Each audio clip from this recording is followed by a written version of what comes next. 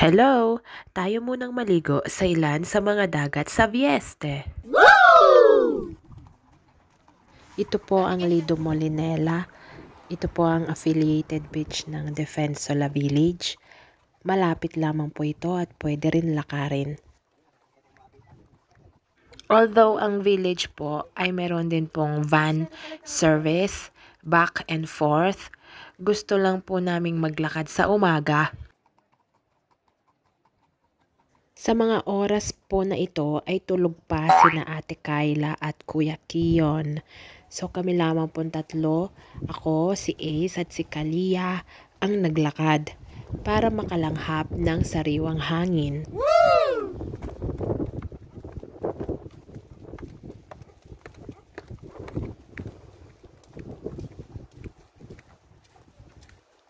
Bali, naglakad-lakad lamang po kami dito ng kaunti, tapos binalikan din po namin sila. At sabay-sabay naman kaming naligo after.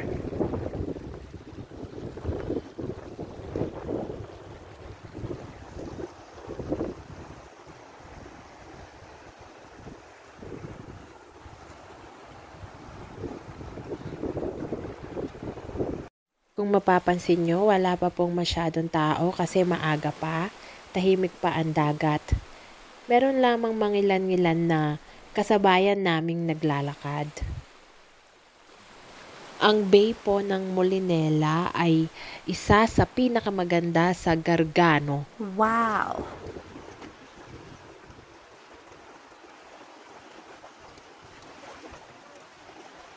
O ayan, may kasabay pa kami, holding hands pa. Si Kalia gusto na po niyang maligo dyan pero sobrang lamig pa. Kaya sabi ko maghintay muna. Maganda po ito sa mga bata kasi hindi po siya malalim. Wow! Pero syempre kung gusto niyo naman po ng mas malalim, edi mabanti pa kayo doon. Napakalinis, napakalinaw po ng tubig. Wow! Kung wala lang pong masyadong alon, kung tahimik lang yung dagat, para siyang natural pool as in.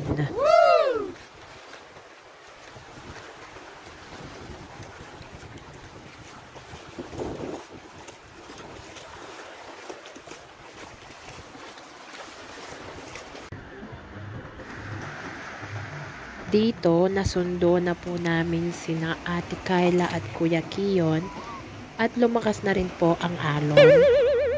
Andiyan po sila naliligo doon.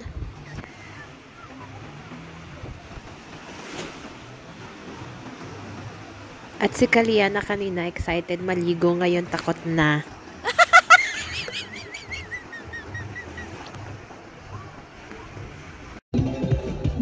Ay, ang magaling kong anak. Yan, talagang binidyo pa ako. Kaya. O diba, sabi ko sa inyo, kahit dito sa beach, active ang mga animators.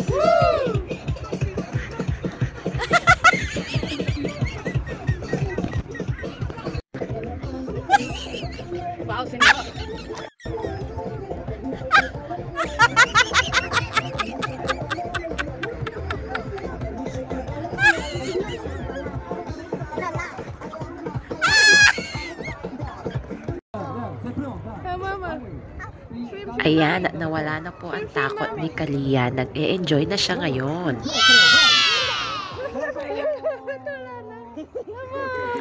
Mabibili mo ba ang kasiyahan niya? Nakakataba ng puso pag nakikitang ganyan ng mga anak.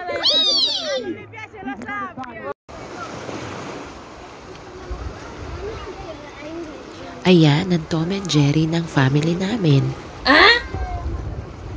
O, diba kung mapapansin nyo, mababaw lang yung tubig. So, kung gusto ng malalim, aabanti ka pa doon, malayo pa. Ang Lido Molinela po ay mayroong part na Spiaggia Libera ang tawag dito. Ang ibig sabihin po noon ay libre basta't magdala ka lang ng pansapin at payong. Meron din naman pong mga establishments na nagpaparent ng mga higaan at umbrella. So, ganun po ang mga style nila dito na hindi po katulad sa Pilipinas na maraming cottage. Dito po ay mga sunbeds lang at umbrella. Dahil dito po, sila ay sadyang nagpapaitim. So, nagsasunbathing po sila. Ay kaya pati kami po ay nahawa na rin sa kanila. Meron din naman po ditong coffee shop at restaurant. Pero kami po, pag lunchtime, dahil nagtitipid kami, bumabalik kami sa apartment para kumain, dun magluluto. Half day lang po talaga kami palagi sa dagat. At tuwing lunchtime, bumabalik po kami sa village para naman po yung mga bata ay makapagpahinga. Dahil sa hapon naman noon ay mag-aaya pa ang mga yan sa swimming pool. So sa 1 week na nagstay kami dito, ganun yung gawa namin. Dagat sa umaga, tapos sa afternoon magsuswimming sila. Tapos pagkatapos nilang mag-swimming, pumupunta kami sa town proper ng Vieste para mamasyal doon. So kung napanood nyo po yung part 1 nung vlog namin, pinakita ko po doon ng Vieste town proper. Tapos sa gabi manonood na ng mga shows doon sa village. Kaya pagbalik namin ng Rome, para na kaming ulikba. Ipapakita ko naman po sa inyo ngayon ang Spiaggia dei Colombi. Ang pangalan po nito ay mula po sa pangalan ng Grotta dei Colombi.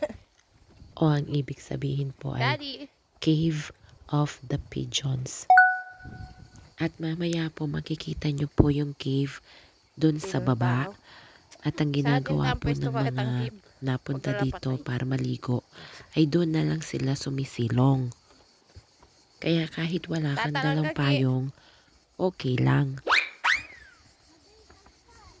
So again, lakad lang po kami mula sa village. Carry naman po kasi hindi naman siya ganun kalayo.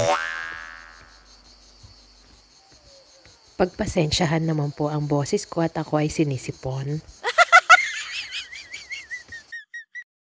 Medyo mabato lamang po sa dadaanan natin.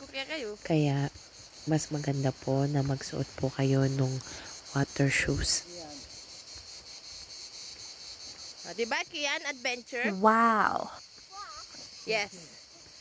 Yes.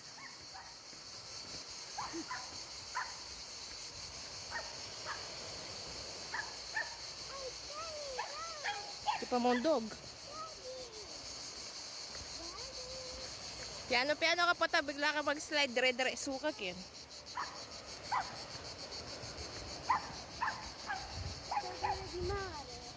Siyempre.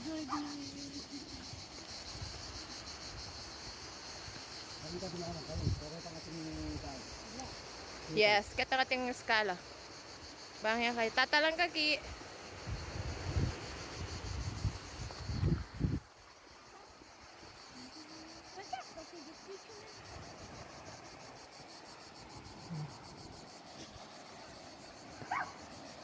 Mag-atraversa atake nga kwa na. Nabi ko po yun kasi bago po makarating doon sa cave, kailangan mo talaga sumulong sa tubig para makalipat ka doon sa cave. Tatalan. Kian, tatalan.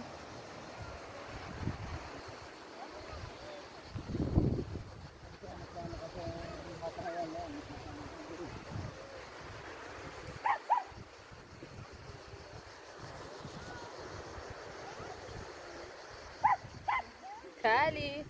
Eko, bye. Siamo arrivati. Si, bye.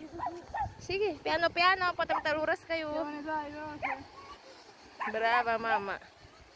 Bravo. Mama. Ay, bisto. E, serbita lang rin kaya katamong kay, di ba?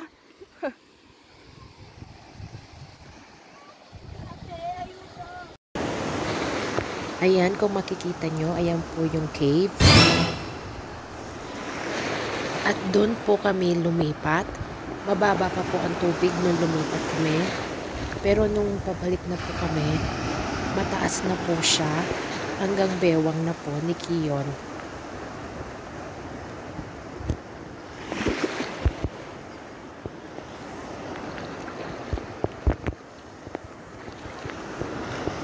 Ayan po, kung makikita nyo, yung iba nagdala pa rin ng payong kasi ayaw nila doon sa loob ng cave. Mas prefer nila yung na nasa labas sila na naaarawan.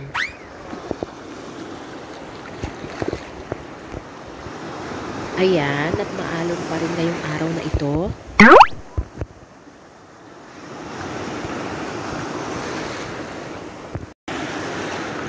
Ayan, ang dalawa ng walang kasawaan. Laman? Si Kalia naman, ganyan siya palagi sa simula, nagpapabuhat siya. Tapos, mamaya niyan, mag-swim na rin. So again, ito po ay Spiaggia Libera o free beach. Wala pong entrance fee. Oh.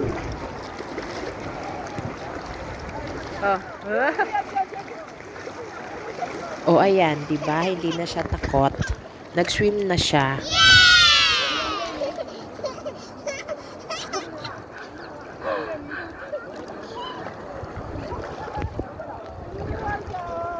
Oh, ay nung may dano mamaya ka mamarok. O yan, dago na. Ah.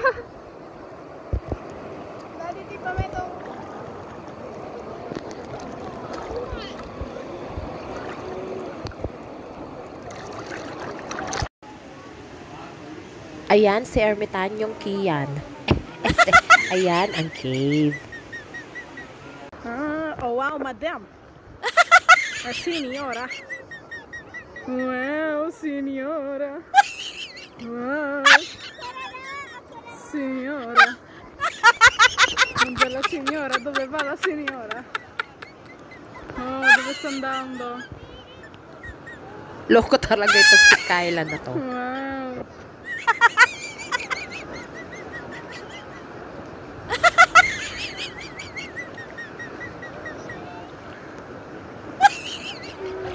Signora.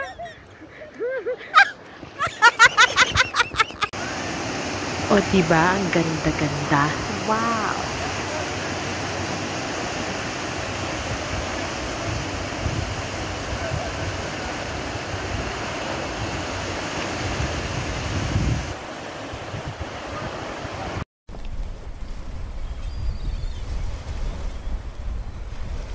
Kita nyo ang linaw ng tubig? Wow. Ace lang po yan, hindi model ng Dolce & Gabbana.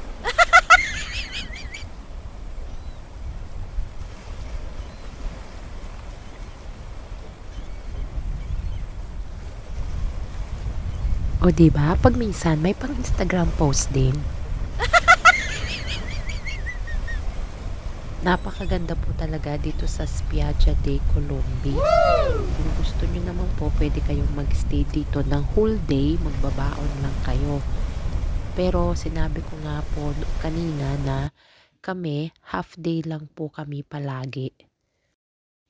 Dito po kasi hindi siya katulad ng Lido Molinella na merong restaurant at saka coffee shop para makabili ng pagkain. Dito po, wala po silang ganun. Ito po ay parang liblib na lugar. So kami po, nagbaon lang kami ng snacks, tubig, ganun. Kasi nabalik kami sa village ng lunchtime. At ito naman po ang pangatlong beach na napuntahan namin dito sa Vieste, ang Lido di San Lorenzo. Maganda rin po dito, maraming pang Instagram na angulo. Char.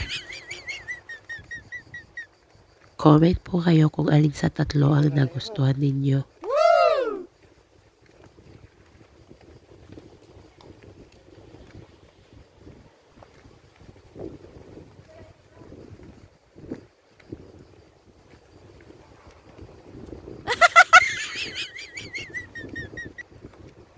Diba? Feel na feel ko pa.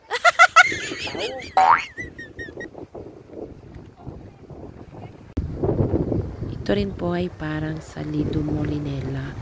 Meron din po silang mga establishments na nagpaparent ng mga sunbeds at umbrella. Pero meron din po siyang part na Spiaggia Libera o free beach. So, syempre, lagi kami dun sa free. Wala naman po kasing difference doon dahil iisa lang naman po yung dagat na paliliguan ninyo. Bale, ang magiging difference lang po talaga doon ay wala kayong sunbeds at umbrella. Kaber, hindi magdala na lang ng pansapin. O, ayan si Sergio at si Marimar. Marami pa pong magagandang dagat dito sa Vieste. 3 lamang po yan sa loob na 1 linggo na napuntahan namin. Yes! Hanggang dito na lamang po, hanggang sa muling pasyal. Bye-bye!